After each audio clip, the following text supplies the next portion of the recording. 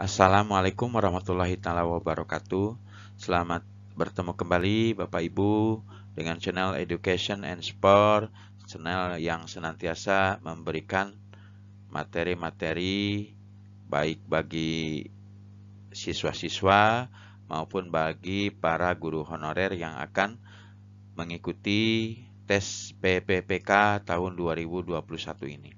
Baiklah Bapak Ibu, sebelum kita mulai, saya ingatkan kembali kepada Bapak Ibu yang baru mampir, belum mengklik like dan subscribe-nya, silahkan klik like dan subscribe-nya, kemudian tekan loncengnya agar tidak ketinggalan informasi-informasi yang akan channel Education and Sport ini sampaikan, terutama masalah pembahasan soal-soal tes PPPK tahun 2021 ini.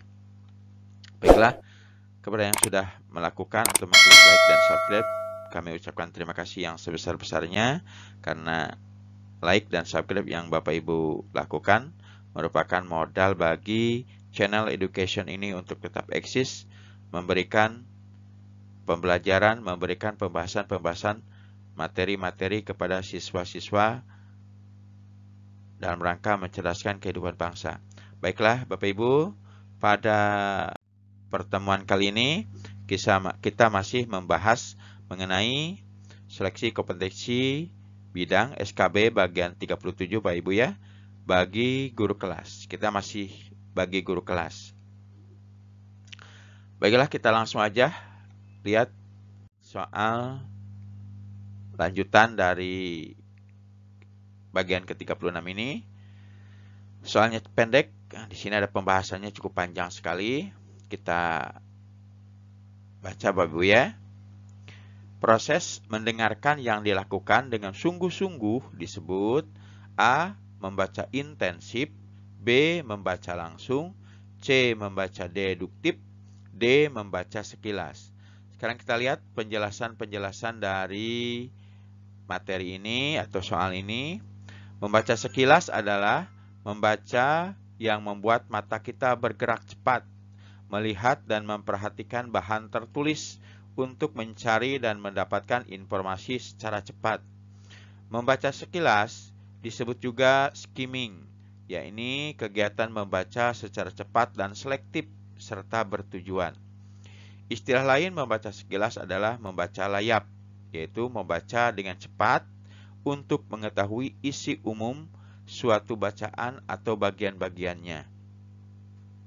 Membaca sekilas merupakan salah satu teknik dalam membaca cepat. Kemudian, membaca intensif. Membaca intensif adalah kegiatan membaca yang dilakukan secara cermat dan teliti terhadap teks yang dibaca. Terus, yang ketiga, membaca ekstensif adalah kegiatan membaca yang dilakukan dengan cara tidak begitu detail. Kegiatan membaca ekstensif ditujukan untuk mendapatkan informasi yang bersifat pokok-pokok penting dan bukan hal yang sifatnya terperinci. Yang keempat, membaca memindai disebut juga membaca scanning, yaitu teknik membaca yang digunakan untuk mendapatkan informasi tanpa membaca yang lain. Yang kelima, membaca teknik. Teknik membaca cepat dapat digunakan salah satu cara belajar efektif. Membaca cepat merupakan teknik membaca dengan memindahkan pandangan mata secara cepat, kata demi kata, frase demi frase, atau baris demi baris. Dengan demikian, maka isian yang tepat untuk soal nomor 1 adalah membaca intensif. Di sini ada membaca dengan sungguh-sungguh, berarti dia membaca yang dilakukan secara cermat dan teliti. Sungguh-sungguh ya, tidak cepat, tapi dia sungguh-sungguh dengan cermat. Jadi sesuai dengan penjelasan ini, maka isian yang tepat untuk soal nomor 1 ini adalah yang A, membaca intensif. Kita lanjut Bapak Ibu ke soal nomor 2. Etika Pancasila adalah ketuhanan, kemanusiaan, dan keadilan. B. Keagamaan, sosial, dan kerakyatan. C. Kebangsaan, kedaerahan, dan kebudayaan. D. Ketuhanan, kerakyatan, dan kebangsaan. Kita bisa melihat di sini ya. Yang paling tepat adalah ketuhanan, kemanusiaan, dan keadilan. Oke, jadi isian yang paling tepat untuk soal nomor 2 adalah yang A. Ketuhanan, kemanusiaan, dan keadilan. Oke Bapak Ibu, kita lanjut. Soalnya yang ini sudah mencakup Bapak Ibu ya. Yang sudah mencakup semuanya. Sudah mencakup yang kelima. Ketuhanan, kemanusiaan yang adil dan beradab. Kalau sudah adil berarti dia suatu bangsa akan bersatu. Ya, akan bersatu dalam berbagai hal. Kemudian keadilan, kalau sudah adil, sudah tak ada lagi jenjang yang begitu signifikan, yang begitu jauh, maka semua akan tercapai. Jadi pembahasan yang atau pilihan yang tepat untuk soal nomor 2 ini adalah yang A. Ketuhanan, kemanusiaan, dan keadilan. Oke Bapak Ibu, kita lanjut lagi dengan soal nomor 3. Dalam kaitannya dengan upaya untuk memotivasi belajar siswa dan agar proses pembelajaran berlangsung efektif, maka guru perlu mengacu pada A. Metode pembelajaran, B. Pendekatan pembelajaran, C. Strategi pembelajaran, D. Gaya pembelajaran. Kita lihat pembahasannya. Metode pembelajaran. Apa itu metode pembelajaran? Metode pembelajaran adalah cara sistematis dalam bentuk konkret berupa langkah-langkah untuk mengefektifkan pelaksanaan suatu pembelajaran. Itu disebut dengan metode pembelajaran. Kemudian, apa yang dimaksud dengan pendekatan pembelajaran? Pendekatan pembelajaran dapat diartikan sebagai titik tolak atau sudut pandang kita terhadap proses pembelajaran yang merujuk pada pandangan tentang terjadinya suatu proses yang sifatnya masih sangat umum. Di dalamnya mewadahi, menginspirasi, menguatkan, dan melatari metode pembelajaran dengan cakupan teoritis tertentu. Kemudian yang ketiga, pengertian strategi pembelajaran. Menurut Kemp, adalah suatu kegiatan pembelajaran yang harus dikerjakan guru dan siswa agar tujuan pembelajaran bisa dicapai secara efektif dan efisien. Kemudian, menurut Fleming dan Mills tahun 1992, gaya belajar merupakan kecenderungan siswa untuk mengadaptasi strategi tertentu dalam belajarnya sebagai bentuk tanggung jawabnya untuk mendapatkan satu pendekatan belajar yang sesuai dengan tuntutan belajar di kelas atau sekolah maupun tuntutan dari mata pelajaran. Setelah kita lihat, kita bandingkan dengan soal dengan materi dalam kaitannya dengan upaya memotivasi siswa agar proses pembelajaran berlangsung efektif. Nah, ada yang efektif di sini Bapak Ibu ya. Jadi yang tepat adalah pengertian strategi Bapak Ibu ya. Pembelajaran menurut Kemp adalah suatu kegiatan pembelajaran yang harus dikerjakan guru dan siswa dengan tujuan pembelajaran bisa dicapai secara efektif. Berarti isian yang tepat adalah yang C, strategi pembelajaran. Oke, Bapak Ibu, kita lanjut ke soal nomor 4. Manfaat penelitian tindakan kelas atau PTK adalah 1. Meningkatkan proses belajar mengajar. 2. Menggunakan rancangan yang bersifat siklus, di mana setiap siklus memperhatikan perubahan langkah demi langkah. Dan yang ketiga, mencakup proses refleksi dan partisipatif. Kecuali, ada kecualinya. Kalau kata kecuali berarti yang salahnya Bapak Ibu ya. Kita lihat penjelasannya. Ya. Oke, jadi untuk yang ini isiannya tadi yang D Bapak Ibu ya. Karena semuanya ada kecuali yang D yang tidak ada di pilihan itu, tak usah dijelaskan lagi Bapak Ibu ya. Yang A, B, C itu ada di soal, yang tidak ada di soal adalah yang D. Oke Bapak Ibu, kita lanjut ke soal nomor selanjutnya, kita ke nomor 8. Pada suatu hari, dalam perjalanan menumpangi mobil angkot, dua penumpang yang masih muda belia tertawa. Dua penumpang yang masih muda belia tertawa.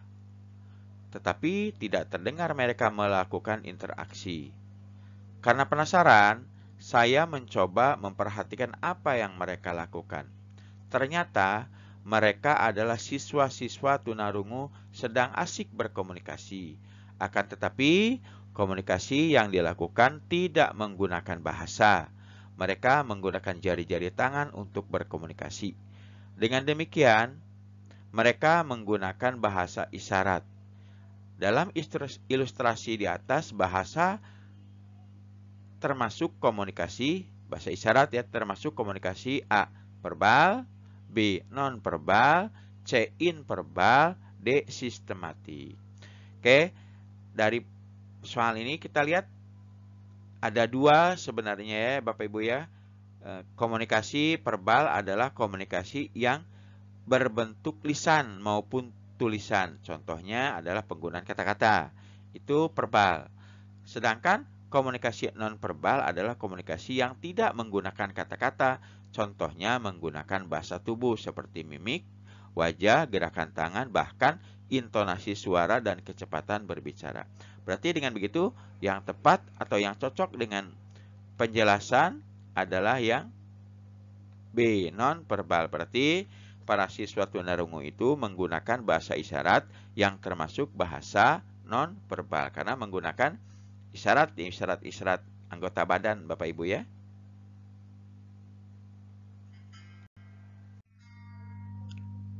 Kita lanjut lagi Bapak Ibu ke soal nomor selanjutnya. Seorang bayi mulai berinteraksi dengan mengeluarkan bunyi-bunyi yang tidak beraturan ketika diperlihatkan suatu mainan dan diajak bicara. Seorang ibu seringkali memberi kesempatan kepada bayi untuk ikut dalam komunikasi sosial dengannya. Bayi mengangkat-angkat badannya seolah-olah memberi tanda untuk minta digendong. Ketika itulah bayi pertama kali mengenal sosialisasi dan merasakan bahwa dunia ini tempat orang saling berbagi rasa. Proses anak mulai mengenal komunikasi dengan lingkungannya secara verbal disebut dengan A. Pemerolehan bahasa, B. Pemerolehan isyarat anak, C. Pemecahan bahasa anak, D. Karakteristik anak. Jadi kalau dijelaskan panjang sekali Bapak Ibu, kita cari yang intinya aja, kita cari yang isiannya langsung, yaitu pemerolehan bahasa adalah proses anak mulai mengenal komunikasi dengan lingkungannya secara verbal. Maka dengan demikian kita langsung bisa mengambil kesimpulan bahwa isian yang cocok untuk atau pilihan yang cocok untuk soal nomor 6 ini adalah pemerolehan bahasa atau huruf A yang paling betul. Kita lanjut ke soal nomor 7. Penggunaan huruf kapital. Di bawah ini yang benar adalah kapan Bapak berangkat, kata Pak Dirman. Nama orang harusnya huruf besar. Awal harusnya huruf besar. Berarti yang A ini kurang tepat Bapak Ibu ya. Yang A berarti salah. Presiden Jokowi, J-nya huruf kecil. Belora huruf kecil. Berarti kurang tepat juga ya. Salah juga. Dari AP Maria ke jalan lain ke Roma. Huruf besar. Nama daerah huruf besar. Ya, jalan huruf besar. Teluk Bone awal harusnya besar, Bone harusnya besar. Jadi yang betul, yang paling tepat adalah yang C. Dari Ave Maria ke jalan lain ke Roma. Yang C, Bapak Ibu ya. Kita lanjut ke soal nomor 8. Bahasa Indonesia baku adalah bahasa Indonesia yang mengikuti kaidah atau pola bahasa Indonesia yang sedang berlaku. Penggunaan huruf miring pada kalimat di atas digunakan untuk, lupa ya, huruf miringnya ada di ini Bapak Ibu ya. Oke.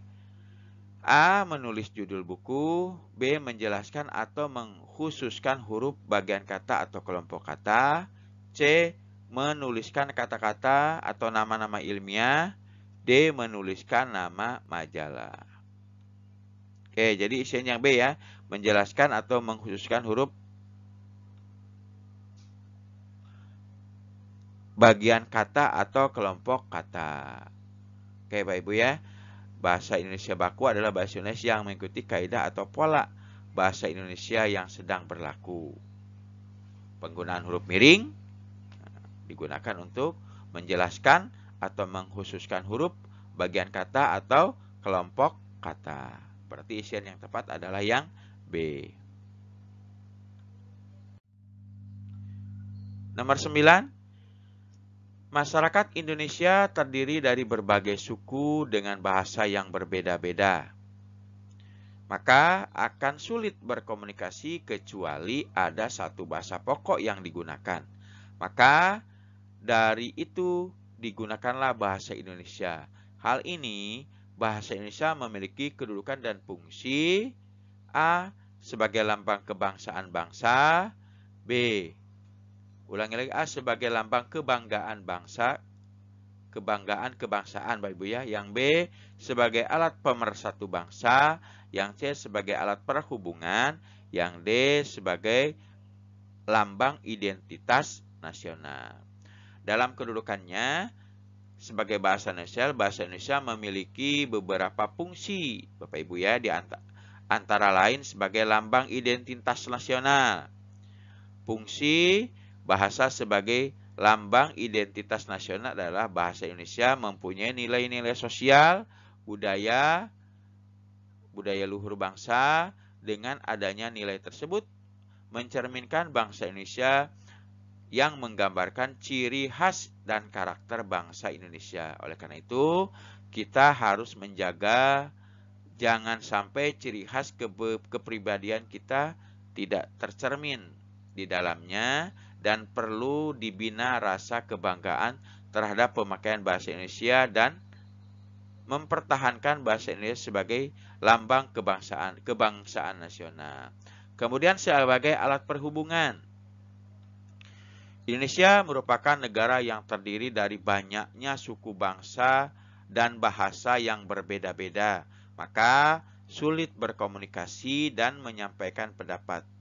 Oleh karena itu, maka dari itu digunakanlah bahasa Indonesia sebagai alat komunikasi dan perhubungan nasional. Dengan adanya bahasa Indonesia, seseorang dapat saling berkomunikasi untuk segala aspek kehidupan, baik pemerintah, semua kebijakan dan strategi yang berhubungan dengan ideologi politik, ekonomi, sosial, budaya, pertahanan, dan keamanan mudah diinformasikan kepada warga.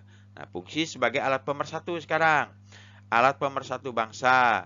Fungsi bahasa Indonesia sebagai alat pemersatu bangsa memiliki peran yang sangat penting karena digunakan sebagai bahasa perekat nasional warga Indonesia untuk selalu setia kepada Negara Kesatuan Republik Indonesia.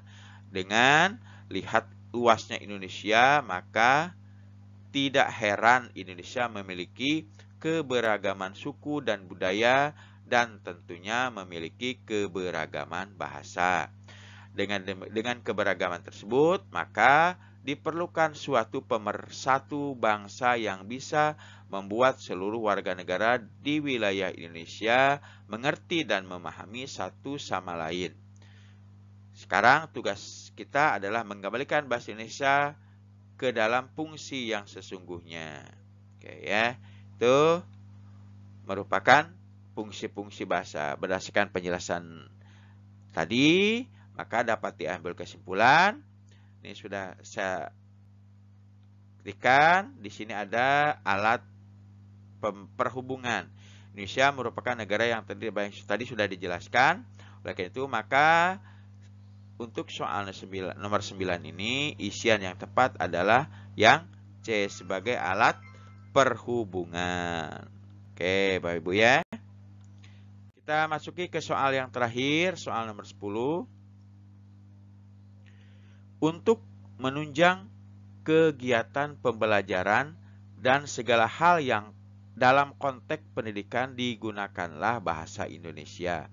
Hal tersebut merupakan fungsi bahasa Indonesia sebagai alat perhubungan tingkat nasional. Alat perhubungan tadi sudah dibahas Bapak Ibu ya. Kemudian alat perhubungan, alat pengembangan kebudayaan dan iptek nasional, bahasa yang digunakan dalam peristiwa kenegaraan, D. Bahasa pengantar di lembaga pendidikan. Oke, jadi bahasa Indonesia memiliki beberapa fungsi, yaitu sebagai lambang kebanggaan kebangsaan. Bahasa Indonesia mencerminkan nilai-nilai luhur yang mendasari perilaku bangsa Indonesia, itu sebagai lambang kebanggaan Bapak Ibu ya. Kemudian lambang identitas nasional.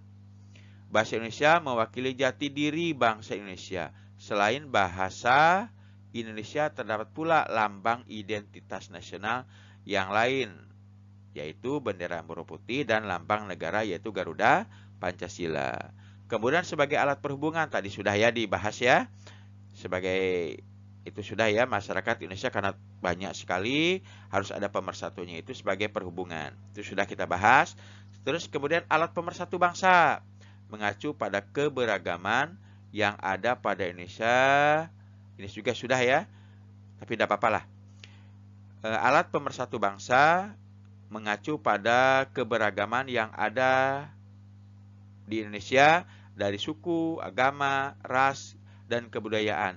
Bahasa Indonesia dijadikan sebagai media yang dapat membuat semua elemen masyarakat dan yang beragam tersebut ke dalam sebuah persatuan.